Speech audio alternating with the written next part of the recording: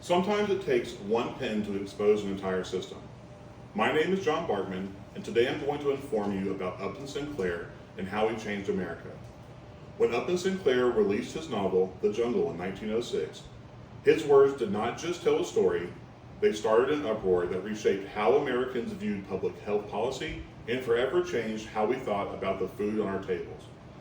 As someone who has studied both American history and investigation methods, I have learned that Sinclair was not just a novelist, but also a reformer who used storytelling as a weapon for truth.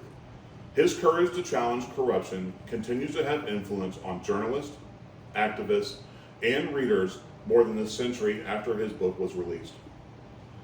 Today, I will share who Upton Sinclair was, what impact the jungle had on society, and how his work continues to influence literature and social reform movements today. Let's begin by learning about the man behind the movement, Upton Sinclair himself. He was born in 1878 in Baltimore, Maryland. Upton Sinclair grew up caught between poverty and privilege. His early struggles taught him a sense of empathy for the working class and powered his passion for writing about inequality.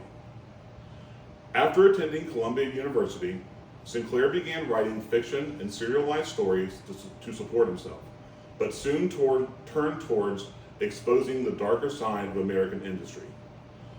His focus was to expose the social and economic injustices of his time. His observations of the meatpacking industry of Chicago inspired The Jungle, which he wrote to reveal the exploitation of immigrant workers. Now that we understand what shaped his background, his voice, and his motivation, let's look at the book that made Upton Sinclair famous. When The Jungle was published in 1906, readers were shocked with its vivid descriptions of unsafe working conditions and unsanitary food production, specifically contaminated meat in Chicago's meatpacking plants.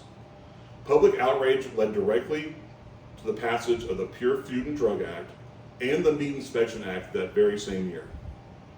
Ironically, Sinclair later said, "I aimed at the public's heart, but by accident hit their stomach," referring to how readers focused more on food safety in the filthy factories than the exploitation of the workers he intended to expose. His work demonstrated the power of literature and how it could spark real political change. Today, we explore Upton Sinclair's early life, the explosive reaction to The Jungle, and the lasting legacy of his work on social reform and journalism.